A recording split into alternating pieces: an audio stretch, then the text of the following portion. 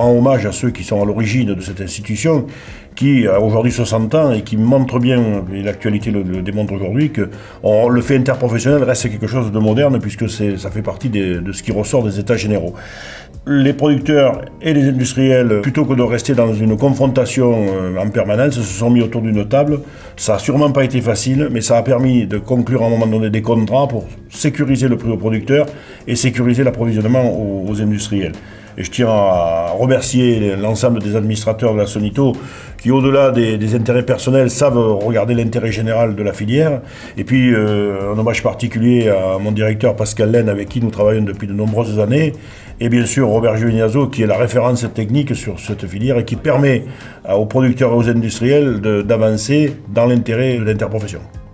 Les États généraux de l'alimentation ont notamment mis l'accent sur la nécessité de rééquilibrer les forces au sein des filières agroalimentaires, dans une démarche gagnant-gagnant. Et c'est bien la preuve que le fait interprofessionnel voulu par les créateurs de la Sonito il y a plus de 60 ans reste d'une grande acuité. J'ai pour habitude de dire que les interprofessions en général sont le dernier lieu possible des discussions. Dans le secteur de la tomate transformée, depuis très longtemps internationalisé, secteur difficile et mouvant, il est indispensable d'être présent à tous les niveaux pour garantir le maintien et le développement de cette filière au bénéfice de l'ensemble de ces acteurs.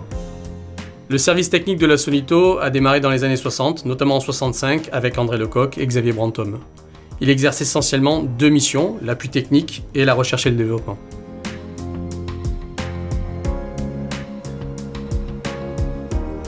En ce qui concerne l'appui technique, nous sommes dans les démarches de traçabilité. Et on a été longtemps un conseil technique individualisé, mais maintenant on est dans l'expertise technique au niveau de la filière et l'élaboration du bulletin de santé du végétal pour l'analyse du risque. On élabore depuis les années 80 un guide de protection des cultures et aussi les guides culturaux, qui sont en quelque sorte la Bible pour les producteurs.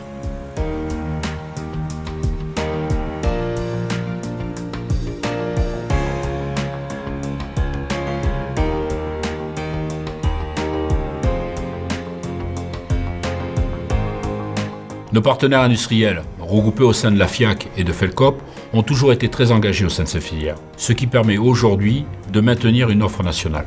L'autre mission technique de la Sonito, c'est la recherche et le développement. Elle se distingue en grandes étapes. De 65 à 75, en fait, il faut tout construire, c'est l'ère de la performance économique. Par exemple, le choix des variétés spécifiques qui vont être dédiées à la transformation, la préparation de sol en planche, l'expérimentation du semis direct, la densité de plantation, le calcul des premières doses d'irrigation ou de fertilisation, et puis bien sûr l'expérimentation de la lutte contre les bioagresseurs. Ça s'est toujours fait en collaboration avec les experts des thématiques associées, c'est-à-dire l'INRA, le CEMAGREF, le Canal de Provence, le CTCPA. L'interaction qu'il y avait entre les différentes variétés de tomates. Et ça... Nous, ce qu'on voudrait, c'est qu'on puisse dire, quand vous rentrez du Terradou... Voilà, on est souple, on est frais et on est friable. Voilà, ça c'est parfait. De 75 à 95, c'est le grand boom de la mécanisation et c'est l'avènement des tomates en mini-motte, des plants de mini-motte et de la mécanisation automatique de la plantation.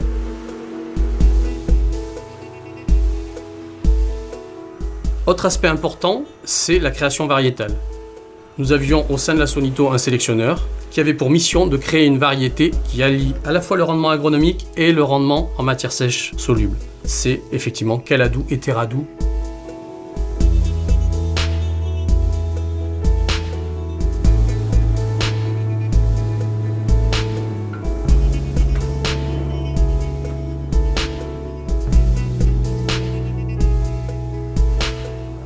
De 95 à nos jours, on rentre dans l'ère de la performance agro-environnementale et des contraintes réglementaires. Depuis une quinzaine d'années maintenant, le travail de la Sonito, en plus de la technique, c'est de la négociation avec la réglementation PAC, puisqu'effectivement la Sonito défend les intérêts des producteurs et des transformateurs dans le cadre de la NIFEL pour faire évoluer la réglementation au bénéfice de cette filière.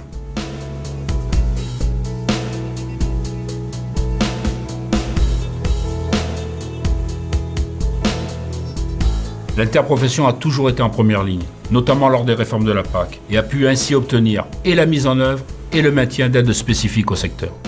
Pour les producteurs réunis au sein des OP, ces actions institutionnelles leur paraissent un peu éloignées. Je pense en réalité qu'ils ont pleinement conscience que la Sonito fédère leurs paroles pour exister au niveau local, régional, national et européen. Le fait interprofessionnel doit nous permettre d'avancer encore plus vite pour permettre à cette filière de revenir là où elle était, c'est-à-dire à 50% de la consommation française.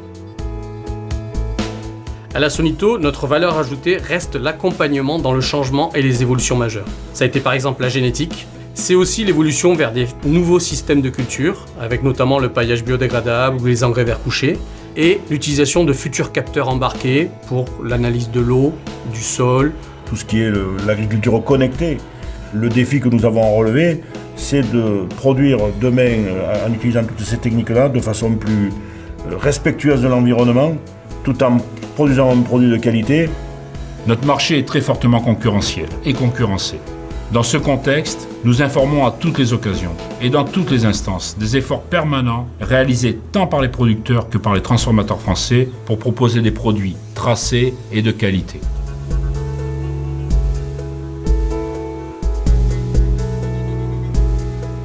Effectivement, cette filière, elle est malmenée par une concurrence internationale qui bénéficie d'un certain nombre de soutiens ou d'avantages que nous n'avons pas nous en France.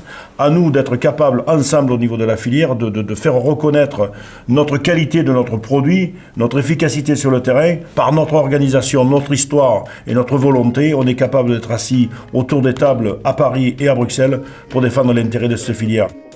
La Sonito a accompagné depuis 60 ans les producteurs et les industriels dans les grandes mutations de l'agriculture. Nous sommes prêts pour relever les challenges de demain. Notre filière, qui dispose de nombreux atouts, doit continuer à se démarquer. La Sonito doit se doter de moyens nécessaires pour continuer à être présente dans toutes les instances. Il faudra sans doute développer, aux côtés de notre savoir-faire, notre faire-valoir et mieux communiquer, notamment en s'appuyant sur la marque Fruits et légumes de France et toutes les initiatives qu'elle porte. Aujourd'hui, je suis convaincu qu'il y a des parts de marché à reprendre avec un produit identifié France, et c'est tout le chantier sur lequel nous allons nous atteler à partir de maintenant. Mais c'est possible si on y va ensemble, producteurs industriels, et si on sait capter la valeur ajoutée.